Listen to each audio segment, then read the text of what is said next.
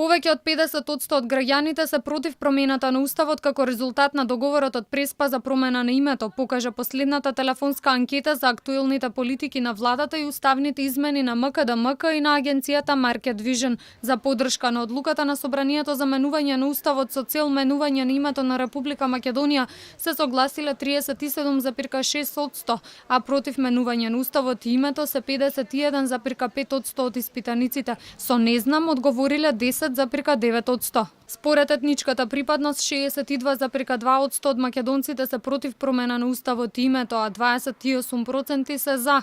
Кај албанците тој процент е 76,5% за, а против 6,7%. Од бројот на испитаниците што ги поддржуваат уставните промени, дури 37% не знаат дали се за или против менување на дел од текстот во преамбулата од одлуките на АСНОМ со прогласот од првото заседание на АСНОМ. Против таквото менување се 7,9%, а 55,1% од оние што ги поддржуваат уставните промени немаат проблем со менувањето на одлуките со прогласот на АСНОМ.